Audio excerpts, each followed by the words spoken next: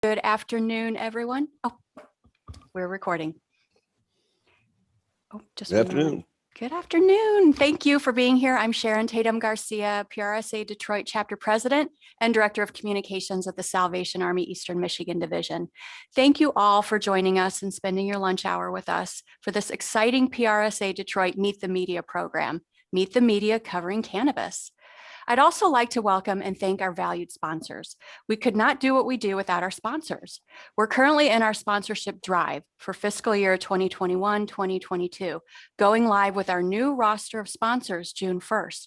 If you're interested in learning more about PRSA Detroit sponsorship, there's still time. Please reach out to me to learn more, and you can also go to prsadetroit.org to learn more. We're tweeting live about this program now, so please join the conversation on Twitter. You can find us at PRSA Detroit, and please be sure to use the hashtag PRSA Detroit when you tweet about the program. And please connect with us on all of our social pages, Facebook, Twitter, LinkedIn, and new this year, Instagram. Speaking of connecting, if you have a question that you would like to ask, you can post it in the chat or in the Q&A box, and our moderators will either weave it into the conversation throughout the program or address it at the end during the Q&A portion. Now, we know that one of the best parts of in-person programming is what happens after the program usually, the mixing and the mingling and connecting with speakers in the smaller group setting. We really miss that. So today, our panelists and moderators have graciously offered to stay on after the program officially ends for a very informal 15-minute networking session, a smaller continuation of the conversation. If you're interested in networking, simply stay put when the program ends. Our panelists will stay on as long as they can within that 15-minute window, barring any breaking news or other time-sensitive issues. Quick membership update to our members. Thank you for your membership, first and foremost. And if you're up for renewal, just remember that there is a promo code on prsadetroit.org. And if it's coming up soon, you'll get a reminder from someone on our membership committee, a friendly reminder. Thank you, Identity, for your PRSA Detroit sponsorship and your assistance in organizing this program today. And now, without further ado, I'd like to introduce today's moderators, Andrea Trapani, Managing Partner at Identity, and Jordan Walker, Account Manager at Identity. They will moderate the program and introduce our esteemed and welcome panelists. With that, I turn the meeting over to you, Andrea. Thank you. Thank you, Sharon. Thank you, everyone, for being here. We're delighted to host this great event for PRSA Detroit. As Sharon mentioned, I'm Andrea Trapani, Managing Partner of Identity. For those of you who don't know us, we are a 30-person and growing agency based here in Detroit with an office in Chicago. We're, again, excited to host today's session. And proud to be a sponsor of PRSA Detroit. And I just want to call out one of our amazing account directors, immediate past president, Kim Eberhardt. A little bit about me. I have been with Identity for 17 years, serving as our managing partner for the past 6. Today, I drive our agency vision forward, oversee our agency growth, our operations, our strategic direction, which is centered on our incredible people, working with great clients and delivering great work. I also serve as lead strategist for several of our more than 70 clients within our portfolio, along with our incredibly talented leadership team. And today, we are here to talk about cannabis. Cannabis for us at Identity has really been such an exciting growth segment for us over the past 18 months. And in turn, it has allowed not only our agency to grow, but our people to grow, to stretch, to do some amazing work, and to do some great things. And before I introduce my colleague, Jordan Walker, I do want to say that one thing for us at Identity that has been fundamental to our work in the cannabis space has been that these cannabis brands really understand our consumer expertise, our approach to creative storytelling, and our media relationships, both here in Michigan and across the country. And so with that, I want to introduce my colleague who is going to co-moderate with me today, Jordan Walker, Account Manager at Identity. He has been with us for several years. He brought a really exciting background in automotive, in enterprise work, as well as cannabis to our agency. And today, he works with several brands and our cannabis partners to deliver results for their programs. Jordan? Yeah, excited to be here. This is obviously going to be a great chat. I've had a chance to work with each of the three gentlemen that have joined us for the conversation. And as Andrea mentioned, I came to identity with a background in automotive, as do a lot of people who work in this area. So have previously served on the communications teams for Porsche, Ferrari, Nissan, and Chevrolet, and have done global storytelling for each. So, in terms of stretching and really learning and understanding what's going on in cannabis as it becomes more and more mainstream in Southeast Michigan and beyond, it's been a really rewarding and kind of unique opportunity over the past several years. So excited to talk a little more about it today. For sure. And with that, we'll go ahead and introduce our panelists. Thank you to you all for joining us for this discussion today. Gus Burns, cannabis industry reporter at MLive. Gus, you've really emerged as a key reporter covering this industry statewide. We know from your coverage that you've been focused on the broad implications of the industry, really ranging the entire spectrum, everything from tax revenue issues to the business of building a cannabis brand and everything in between. Welcome, Gus. I appreciate you having me. Thank you. Absolutely. Lee Devito. Lee is editor-in-chief of Metro Times. And Lee, you guys have done an incredible job really leading the way, telling the stories about cannabis, particularly to the discerning cannabis user. We know that your focus has been really on culture, on products, and really being revolutionary in how the industry is covered, both here in Michigan and really leading the way beyond. And one thing that's of particular interest to us as we continue to look at how cannabis stories and products are really being shared in the market has been your interest in emerging trends like product reviews. Welcome, Lee. Thanks for doing this. Thanks. And then Al Johnson, what is there to say about the man, the myth? Al Johnson in the house today with us, guys. Everybody on this call knows Al Johnson, and he is the man to know when it comes to PR in town. Al, how many years have you been in your role at Fox 2? In this particular role, let's see, say 17 years. Yeah.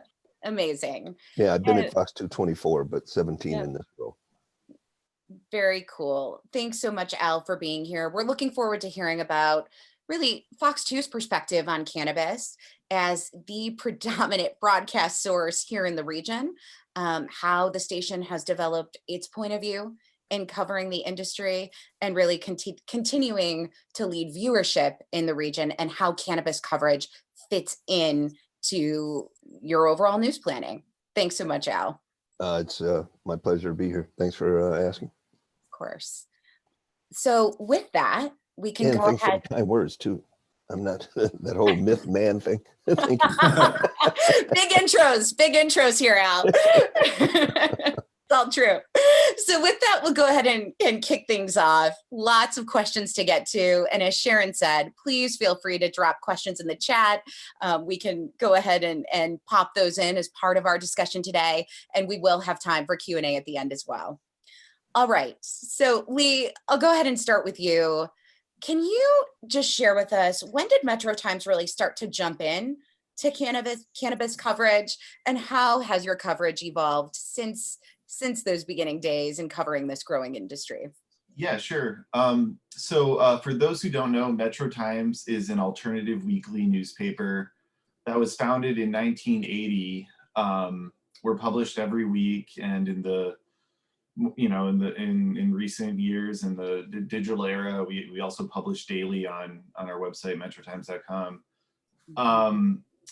As far as I can tell, cannabis has been one of the subjects that Metro Times has covered from its inception as an alternative media. But it really kicked in around 2010, so shortly after medical marijuana was legalized. We got John Sinclair, who is the activist who's run-in with the law in Ann Arbor over cannabis possession inspired the Hash Bash Festival. He came on around 2010 as a regular columnist covering cannabis issues. And that was a column called Higher Ground, and that continued, you know, through the legal, the ballot initiative, the numerous ballot initiatives to legalize marijuana for recreational use. And then, you know, so the focus was very on the wellness aspects of cannabis, on that, you know, on the ballot initiative. Once it became legalized in 2018, we realized that there was so much more we could do. So we started a new vertical on our website for weed. So cannabis is given equal billing to our usual pillars of, you know, arts and culture and music and food and drink. So we launched a newsletter around that time too, focused on our cannabis stories. And yeah, you know, we're really just trying to explore, you know, aspects beyond just the legal side. You know, we cover dispensary openings, we cover, you know, product reviews, Hash Bash, you name it. Sure. And you guys are really in the kind of more, I mean, not to say more, but certainly have catered to the connoisseur audience to a degree that I think, you know, typical and more traditional media are going to, you know, maybe eventually come along to. But what's the response like that, you know, what has the response been to kind of that coverage and getting into some more of the niche aspects of consuming the product? I've been told by people in the industry that they find that Michigan's like customer base is pretty sophisticated when it comes to knowledge about the industry and knowledge about products. You know, they think it's because we've had medical here for so long that you know, people just kind of they know they're not total newbies, you know, and especially when you're reading Metro Times, you know, if they're, you know, we are getting readers who are more into the countercultural audiences, and yeah, they seem to appreciate our coverage. Every once in a while, I'll get an email that is just, where do I buy weed? So some people are obviously pretty new to this, but yeah, I would say for the most part, we built up a pretty cannabis savvy audience. Got it. Al, Yeah, you guys are great. yeah, they absolutely are, no doubt. Al, can you give us a sense of how cannabis conversations, how they started in the newsroom, and how your point of view to coverage has evolved? Sure. Well, we, of course, have had medical here in the state for a while. And our coverage was limited to Dina Sinafani being our health reporter, doing just solely health-related stories about, you know, benefits, about concerns, because again, you know, we were all starting from zero. And so it was an opportunity for us to learn as an organization, as well as for us to share what we are learning with our viewers. As recreational became more obviously, you know, we saw it on the horizon, I just started amassing what I called them were cannabis ideas. I just had a file because I get email from tons of people, and I would put all these in a file. And when the file was probably half an inch thick or so, I went to the news director just to feel him out, to see where he was looking, where he wanted us to go, how he wanted us to proceed as more and more story ideas came my way. He took it under advisement, and I didn't hear anything else for a while, but every time another idea would come my way, I would share it with him. eventually I told him, I said, you know, Kev, you know, once it became legal and everything was above board, I said, you know, it's we're going to have to start sharing some of these stories. You know, our viewers are going to be interested. This is a booming business in this state and in the country. And it's, you know, I mean, more and more, even though it's illegal federally, more and more states are coming around. And eventually, I think there'll be, you know, a watershed moment where the federal government says, yeah, okay, enough of this. You know, and then I bring my own personal perspective to it because of being a Black man born and raised in Detroit and knowing other people like me who over the years have had issues related to cannabis. You know, people go into prison for 20, 25 years and, you know, that kind of thing. And now it's all legal. So a lot of different aspects. So I just told him I felt like it's time we started addressing some of these story ideas, start looking at ways to promote it, because if we don't talk about it, somebody else will, and they'll grab that audience. Yeah. So he started letting me kind of delve through all these ideas, and he kind of relied on me to figure out which were newsworthy, which our viewers would like, which were merely ways for people to try to get some free publicity for their product, that kind of thing. So we don't do a lot of cannabis stories. I would like to do more, but again, it's an evolving process, and you know, as long as I keep plugging at it and I keep coming up with good ideas, and we've done some really cool things over the last year and a half as relates to various companies that have sprung up. You know, the some of these manufacturing facilities, some of these grow locations. I've seen some amazing things, and I think our viewers find that interesting to see how this has evolved from some guy with a few plants in his backyard trying to make sure the cops didn't see him as they got taller, to these operations now that have huge grow facilities. Yeah, good stuff, Al. Want to come back to kind of what has made some of those great story moments stick over the past year. But Gus, want to kick it over to you, since you have been kind of closely buttoned, following inch by inch kind of the growth of the industry within the state. Can you just kind of give us a sense of really from 2019 till today, your perspective and how coverage has evolved?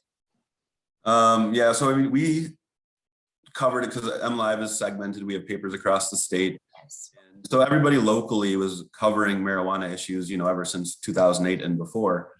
And then really we carved out a beat for it after it passed in 2018. And I had a predecessor who just started focusing entirely on the cannabis industry. And it's kind of been a weird thing because like it's been hard to carve out like what the beat is. I know it still kind of entails the hemp industry, which is pretty much an entirely different thing. So we've had kind of like trying to figure out what exactly the reporter for that industry is going to be covering. And then, I mean, early on, it was looking at around that time, I mean, the medical retails were coming online. So it was reporting on that. And then as the recreational licensing industry came online, we were trying to tell the public, you know, what to expect. And we didn't know what to expect either. So I mean, everything was new with that coming into December of 2019 when the first stores went live.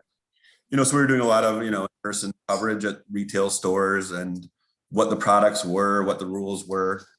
And I guess as time has gone on, well, we came across the coronavirus, so that kind of took me away from dedicated coverage to cannabis. And really, like throughout a lot of that time, we neglected that part of our coverage. So, and as we come back, I mean, I'm getting more and more time to get into it, but a lot of times we're looking at, you know, the oversight, legislative, and interesting, because I mean, as the industry is sorting itself out, there's always little things that come up, you know, the way the role of the caregiver versus licensed, the new rules, so I mean, right now we're just covering like a lot of that stuff, and we always love a good feature. I mean, if it's interesting, but we are shying away more from at least on the statewide level, like new openings and things like that. I mean, we've seen enough of that, and it's really not a new store in Lansing is not going to, get all the readership it would have back in 2019. But we still have a lot of that coverage going on in our local markets, especially in communities where it is new to their city. It's just that for my role, it's not as much about that anymore. Yeah, no, that's great insight, Gus, that really the life cycle truly of what made news back a year and a half ago, especially within this industry, coupled with the evolution today. And, the main thing that we know you all are dealing with is just ever shrinking resources to tell all of the stories, right? Really playing into this equation. Absolutely. Yeah, I mean, there's enough in the industry where I think I could spend all day long covering it, but it's just like you said, resources aren't there, and there's other stuff we got to cover too, so we get pulled away. Yeah, and you bring up a really strong point just in terms of the evolution of this conversation for this industry. It has been interesting to watch. I think that, as communications professionals, we kind of plotted what we thought the course was going to be prior to, the pandemic, and understanding, to what you pointed to, the first 10 to 15 store openings are a big deal, but past that, it's really the novelty value of the individual markets, right? So, the impact of the coronavirus kind of threw our understanding of what that might look like pretty askew. But, it's a really good point that you brought up that, as we continue to look for ways to carve out spots for our clients and the brands that we want to storytell on behalf of, that, it's really about understanding the impact of the story to the local audience more than anything else, which I think, we can continue to work on a daily basis. So from a statewide perspective, I guess, and you brought up a good point just in terms of oversight and kind of the news. Are you guys also looking at a national level from a regulatory perspective? Are you planning on doing any coverage on safe banking or anything, kind of in the weeds of what that, regulation from a federal perspective looks like? Yeah, I mean, we've personally talked about doing stories about that. I mean, how the banking impacts the licensed industry and stuff like that. It just hasn't, I just haven't gotten to it yet, really. I mean, I've discussed it with people, and I've considered putting it on my long list of stories to get to, but we haven't gotten there yet. And obviously, I mean, federal legalization is going to have a huge impact on the entire state, business wise. So, I mean, I think people are kind of bracing for that and how that might impact, Michigan's market. I mean, it might end up changing it entirely. So, yeah. Yeah, absolutely. So let's key into, guys, some of the storylines that are of most interest. What has made them stand out? There are lots of directions that we could take this today, but given our audience of PR pros, talk to us a little bit about what are the stories, what are the moments, what are the pitches that have really resonated? And Lee, I'll go ahead and start with you on that one. If you could just kind of drill into what are those examples that stand out in your mind of some great moments? Yeah, well, a big issue developing thing right now is Detroit. The biggest city in the state has been slow to allow recreational dispensaries, but that's because they're trying to come up with a social equity plan to help fix this this racial disparity in who gets to be in this industry. I mean, it's a bumpy ride in Detroit. It's they came up with a plan to give like a leg up to legacy Detroiters who have lived in the city for many years. That's being challenged by in a lawsuit. But that is it's hard to.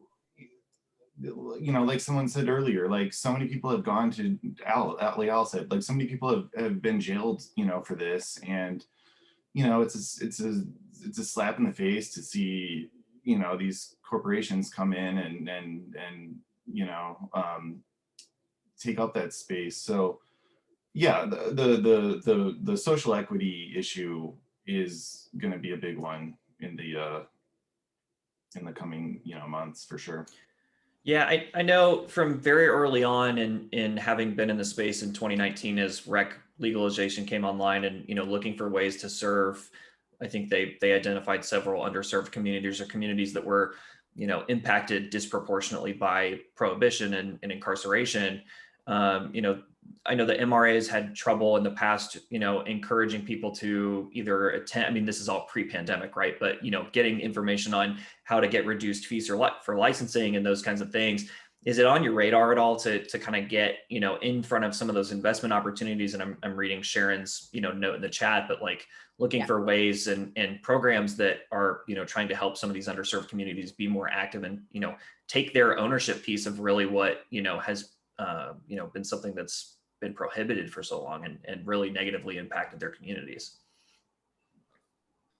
Yeah. As far as that goes, I mean, the type of content that we would be interested in is someone who's kind of overcome and prohibition, or they had negative impacts. I mean, that personal human side of the story is what is going to attract most reporters, rather than just saying there's money out there for these businesses. Yeah, I absolutely. I'm always looking. Andrea knows this well, as do some of the other folks peeking in. I'm always looking. I love great stories, and I feel at the heart of everything, we're storytellers, and we need to tell stories that benefit our viewers, and for you guys, your readers. And I think, especially as Gus mentioned, Detroit being the market, or Lee mentioned, Detroit being the market that it is, a majority Black city, but so many of these corporate folks are coming in, and because they've got the money, they can just swoop in, grab licenses, build out, and before you know it, they're up and running. Whereas smaller organizations, a couple of people get together and they start pooling their money and they're trying to make a go of it. They don't have the same advantages.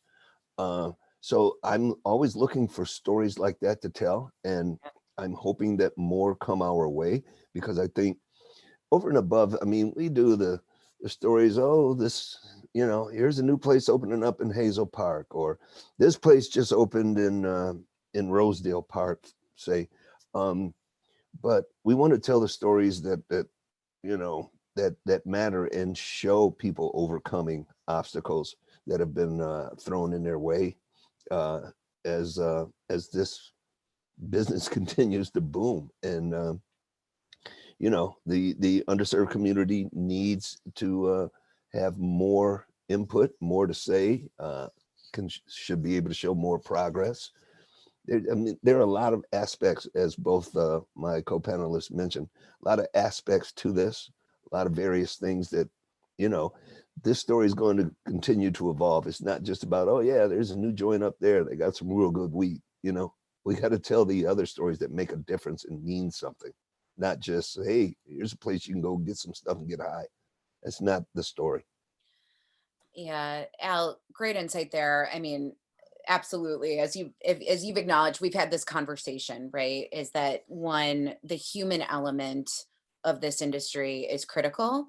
And, what is the story? Who are the people behind what is happening, right? And the social equity part of that is absolutely a massive part of the storytelling moment.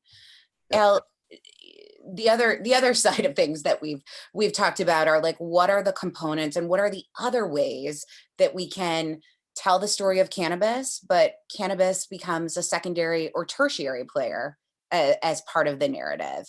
And we've done that a variety of ways. A big part of that has been some compelling visuals, really keying into the personas. Who are the audiences who are consuming products and what do they care about?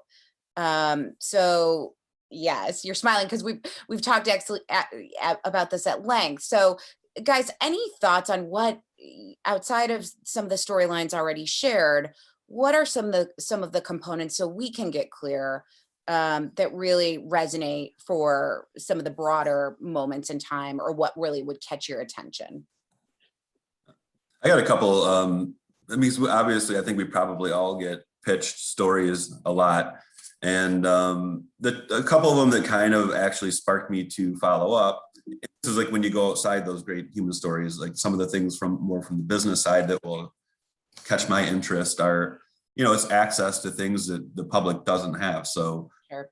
For instance, someone offered to do random tests of marijuana. Actually, it turned out they were offering to do tests of CBD, which is legal, like totally legal. But I thought they had said marijuana, so I took in some samples, and it got kind of messy because of that. But I mean, that was something that's like, all right, that'd be interesting. I can take in a few samples and see like how close are they to what the retail said. And then people giving you access to. I think there's a company that's offered to let us go on a ride along to see how they collect marijuana samples. Like I'd be interested in seeing when product fails, how it's destroyed, like those sort of things that haven't really been publicized yet are the things that are going to intrigue me. For my part, again, it's kind of subjective. For me, it's send me every idea, just throw it all against the wall, and then I go along that wall and I say, yeah, I like this. And I don't know that there's a magic answer, but sometimes things just catch my attention. Here's two things that caught my attention. One that I'm going to do something with, and one I didn't do something with, just to give you an example. The greenhouse in Walt Lake. They do rec and medical, and they do a great business out there. Jerry, the owner, he pitched me an idea for Mother's Day. They were selling these Mother's Day baskets, which is, it's cool. It's geared toward moms, and there are more moms getting into cannabis. I got a book the other day, Weed Mom, I think it is the title, and it's telling a story. I haven't really gotten into it yet, but how women, they aren't just having a glass of wine in the evening now. Sometimes they're having some cannabis, either an edible or some flower or however they imbibe it, but how it's broadening. At any rate, the Mother's Day basket, while cute, was really just trying to get some publicity to sell some baskets. There's no real story there. So I didn't do anything with it. He even sent me a basket. I ended up giving it to my daughter-in-law, I think. I don't know. But he also pitched me on an idea coming up next month where they're doing a dog rescue thing. There's going to be all kinds of organizations out at his place. He's got a big parking lot across the street. It's also like some kind of festival day in Walt Lake as well. But I'm going to send a crew out there to be live that morning because people like that. I mean, they're going to be able to adopt dogs. It's going to be a big event going on in the town. So it's a wider audience than people just wanting a Mother's Day basket for their girlfriend or something. So those are just two of the ideas and how my decision-making process works, if that gives anybody any insight. But yeah, as far as what I was saying with the baskets, I think, from a PR standpoint, if it was approached that way, I think that might catch more attention, saying, hey, there's a shift in the use of marijuana among women. I mean, it would be the story that would kind of like, oh yeah, okay, I see that. And then we would report on that more broadly. But if you say there's a basket for women, it's not going to attract us as much. Yeah, that's why I asked him to send me a copy of that Weed Mom book, because I thought that was kind of interesting. My problem, though, I have to be honest, I have a lot of conservative coworkers, and some of them they're afraid to tell some of these stories. They're worried about viewer perception of them personally, I think, and some of the stories I try to tell, I have to be very selective in the reporter that I decide to do this story, because some reporters won't be able to do it justice just because they're a little standoffish on the whole subject matter, and that makes a difference too. It's going to take some evolvement. It's going to take time, you know, and that's why I have to be very selective about the things that I pitch, because I can't just, you know, like I said, I throw it all up against the wall, and I want you guys as PR types to throw it all at me, but then I have to separate the wheat from the chaff, so to speak. Do you think there's anything, Al, just in terms, sorry to cut you off, Andrea, just in terms of framing, and Gus, you brought up a great point in terms of linking kind of a product back to, you know, a broader consumer trend or something along those lines. But in terms of, you know, more traditional legacy media and getting over the hump of kind of that, you know, receptivity to, you know, the space, is there anything from a framing perspective that really kind of gets over the hump in that way? So, you know, to my mind, traditionally that would be, you know, looking for ways to connect it to the broader benefits to the economy and, you know, the things that people love to see happening in the state outside of the scope of just using it and enjoying it themselves. But are there any other kind of things like that really move the needle with some of the more conservative folks who are a little reticent to kind of touch it? That's a great question. And again, it's just an evolving process. I don't, you know, it depends on upbringing, to be perfectly honest. It depends on age. It depends on,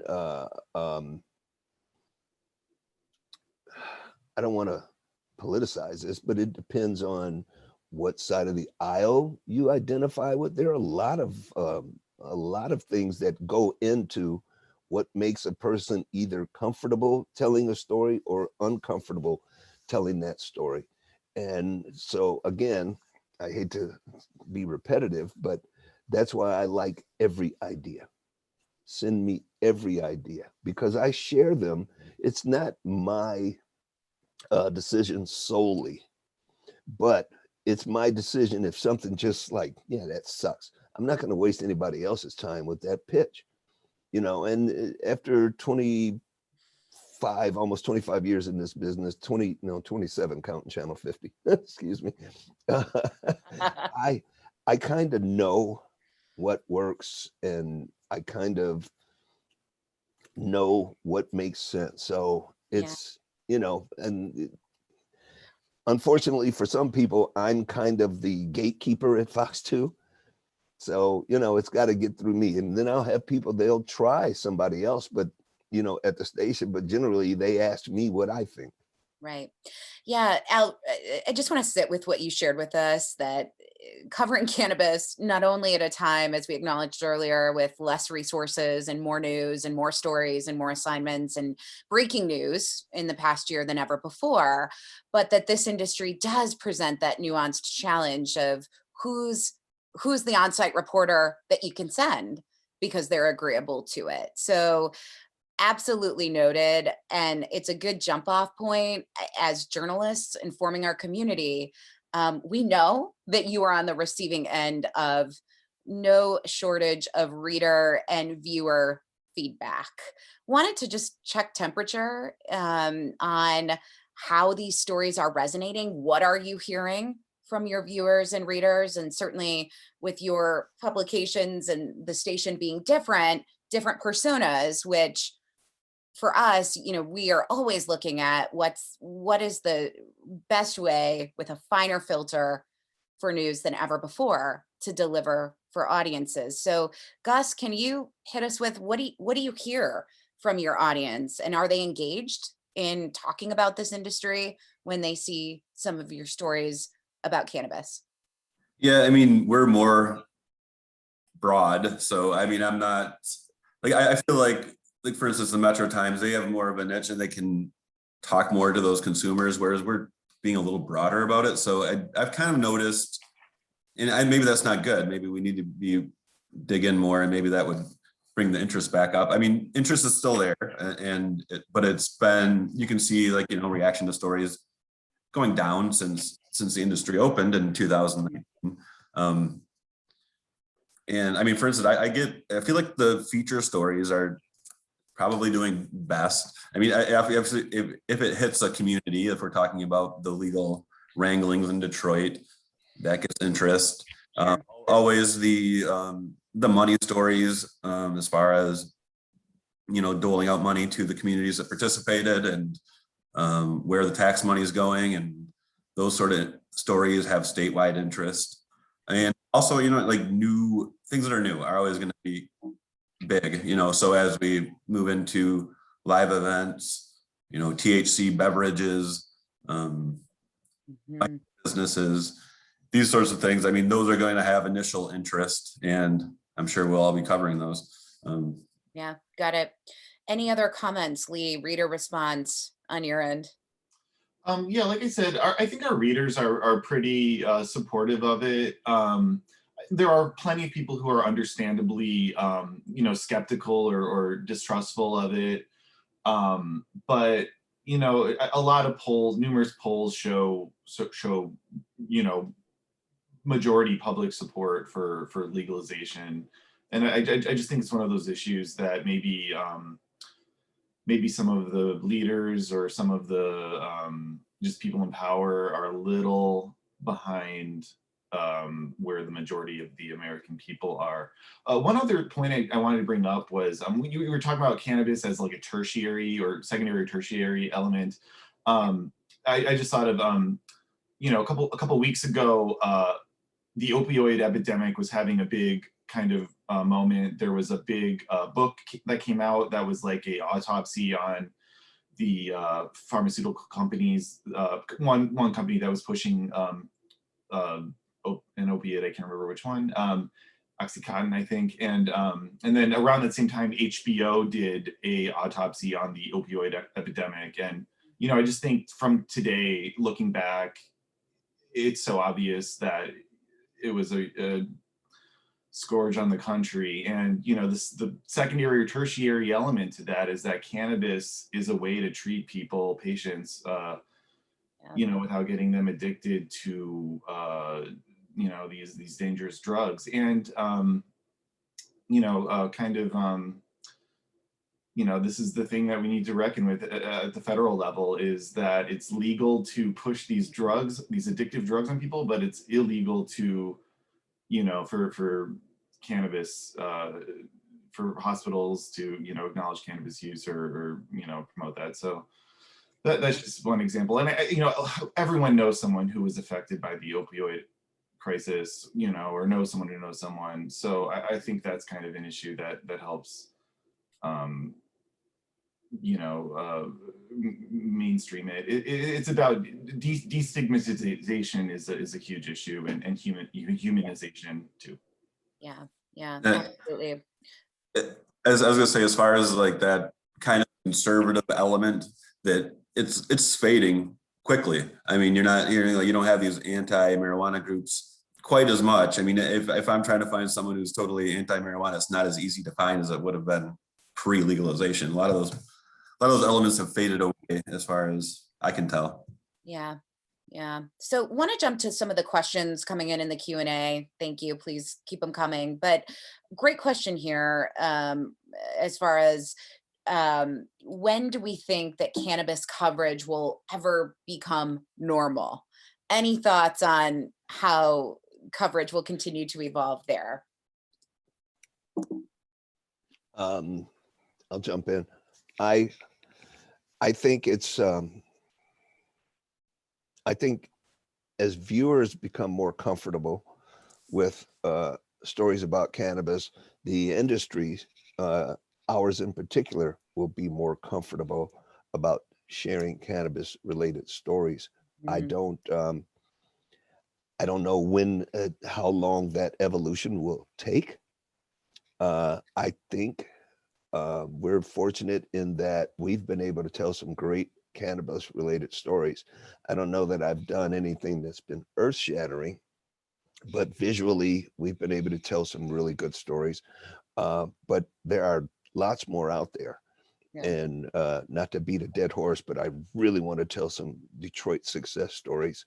So keep that in mind, all you PR types. If you got some of those, I'm looking. And I do that because I want us at Fox 2 to remain at the forefront of this storytelling opportunity. Because I think some of our competition's kind of dropping the ball, and I want to pick that ball up and run with it. So, I'm your guy.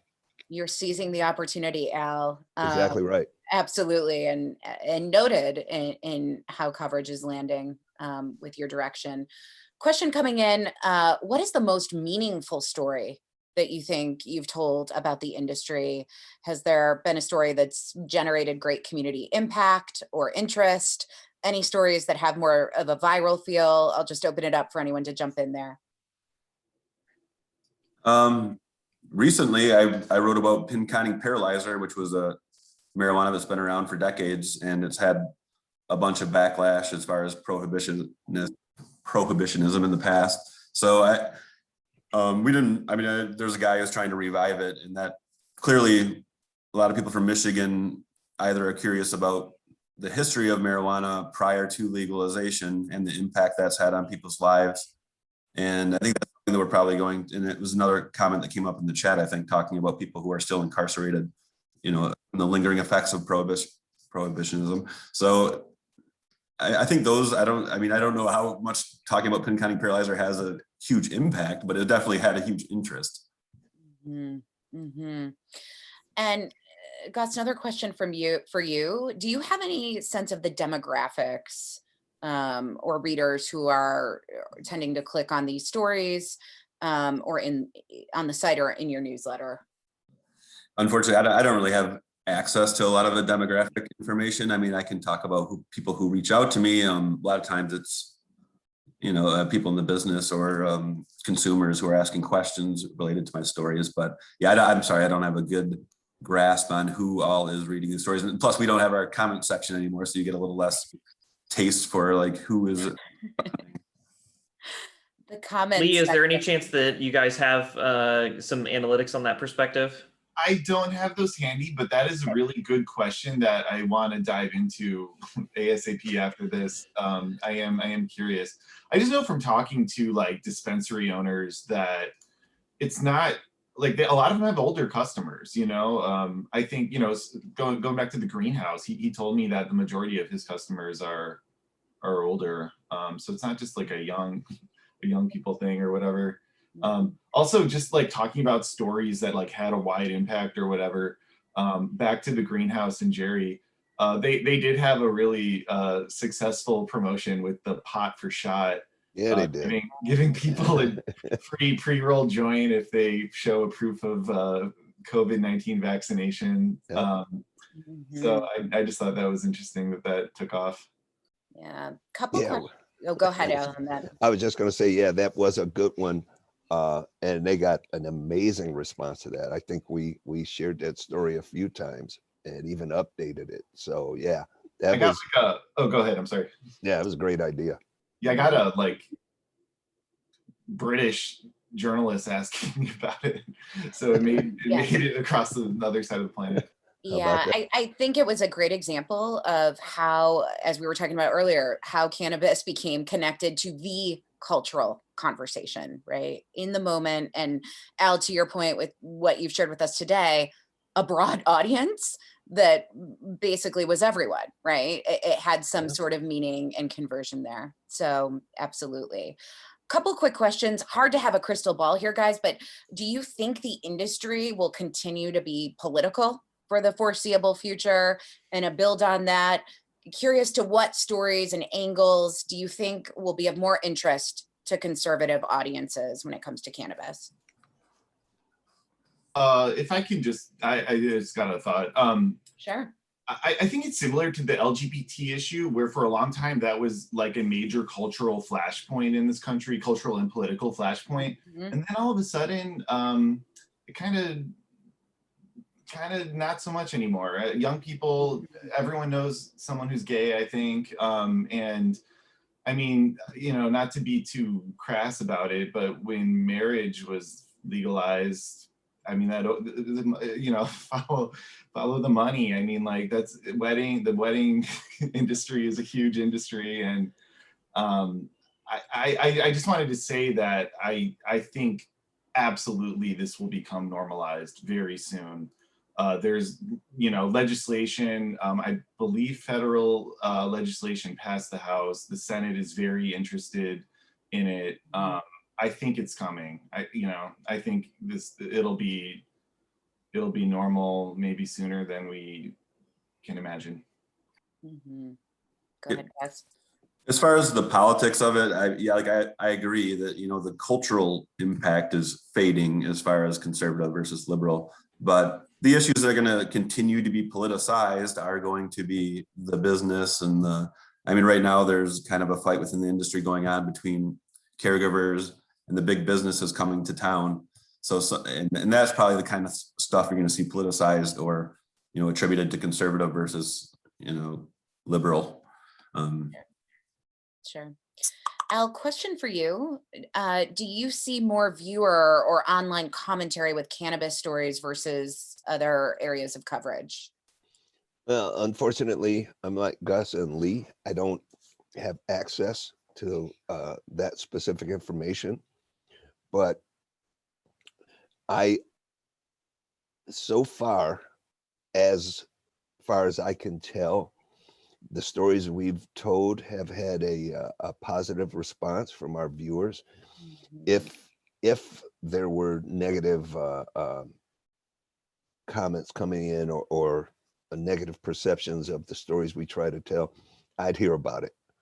And I've not heard that any of the stories I've helped us tell, I've not heard that there's been any negative impact on our viewership numbers, on our audience per se. I think that if we continue, we're telling the stories for everybody. We're not telling them for this particular group or that particular group or this interest group back here. We want everybody to find interest in the stories we're telling. So, politics needs to be left at the doorway when you walk into the edit bay. I think the politicization of cannabis, I think it is quickly fading. I think we're leaving that behind and we're progressing toward where we need to be as a state, as a country, and sharing these stories and these ideas.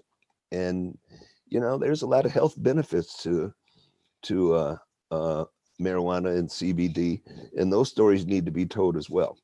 I was going to say, I think just because right now the novelty of marijuana, we do have a position right now where I'm covering specifically, at least part of my beat is just the cannabis industry, and I think that we've still got a lot of time left before that fades, but there will be those different aspects of marijuana, whether it's covered by a health reporter who's talking about how marijuana gets you off opiates, or a business reporter who's talking about how that's impacting the state, or how the legislation is being covered by a government report. It's gonna fizzle apart, I think, at some point. It's not going to be just one coverage area for bigger news outlets. Yeah. Want to hit great questions coming in the chat, guys. Question about how do you as the media recommend that we as PR pros keep you up to date on the legislation and its ever evolving and advancements? Any recommended tips there to continue to keep you briefed on things? An example is being shared. For instance, I hosted an event a couple of weeks ago with Andrew Briscoe and learned that infused dinners and meals are illegal and have no legal pathway. Well, talk about informing us on it. I thought we were the ones that were supposed to inform you, but yeah, I think it's just really up to us to keep up on what's changing with the legislation. That's been around for a while. I know I've mentioned that in stories before, that you can't, because Andrew Briscoe has addressed that. Right now there is no legal pathway for it due to the federal implications and health implications of food. But it's really up to us if there's something that we think the public's gonna be interested in legislatively, we should be reporting that.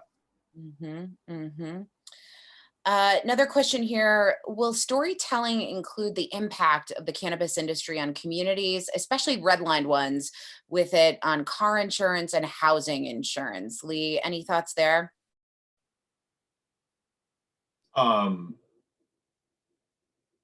Yeah, I mean, I think it should. Yep. I don't know what else to say. Yeah. Yeah, I mean, I think we've painted it with broad strokes today, panelists. Absolutely, that these are parts and components of great storytelling, and it's on us to identify those elements and bring them to you with the aspects to create a great story, with the human element, with the experts, with the people who are making those decisions and how things are happening. Question about for you, Gus and Lee, did you have to do a lot of historical research on the industry to feel prepared to do cannabis storytelling? Share with us what your process looked like there. Yeah, I mean, just kind of like to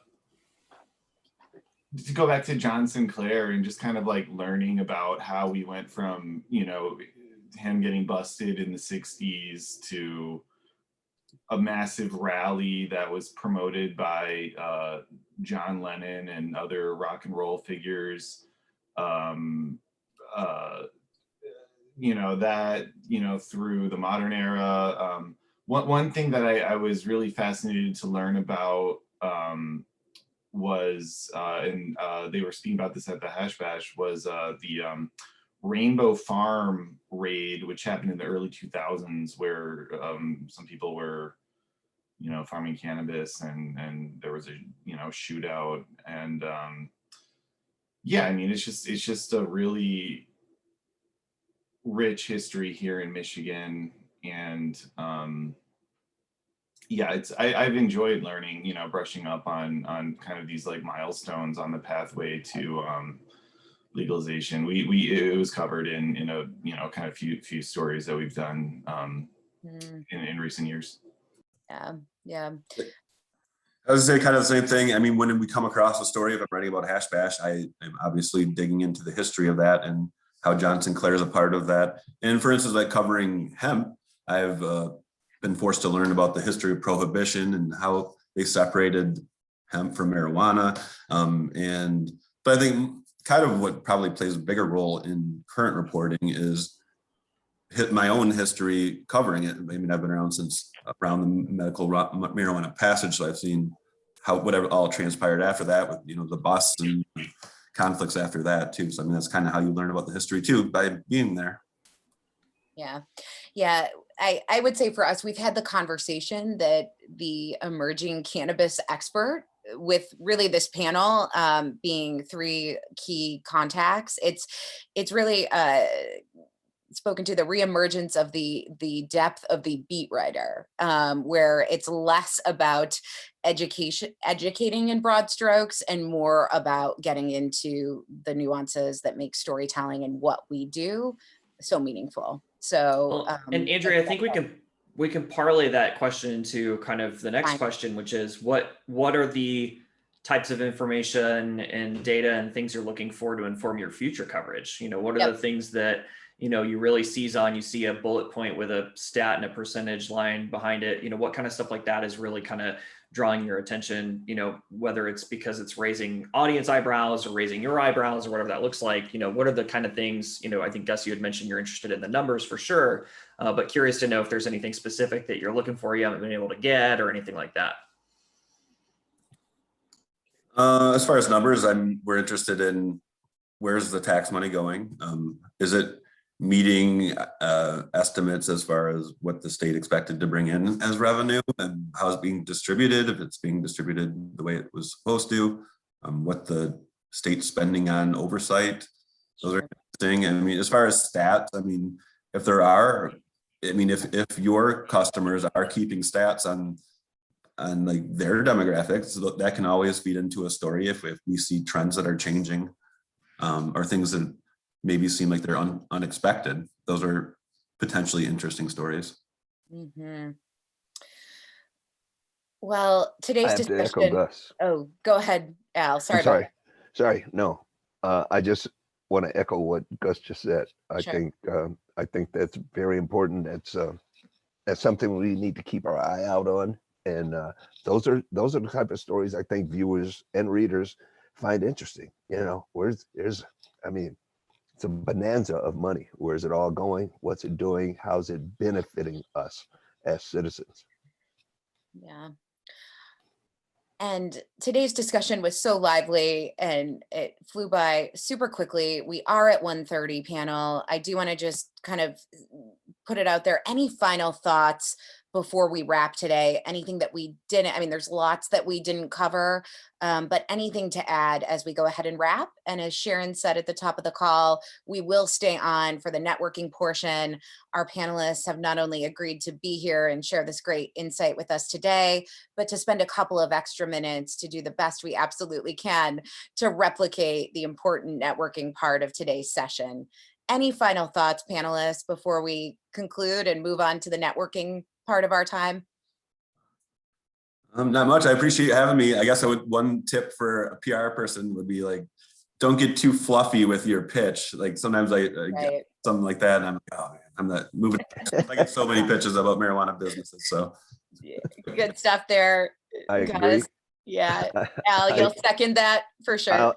Yeah, I'll agree. And also I want to echo his sentiments. Thank you for having me. Thank you for asking. It's been a pleasure to, share what little bit of knowledge I got with you guys, and always happy to do it.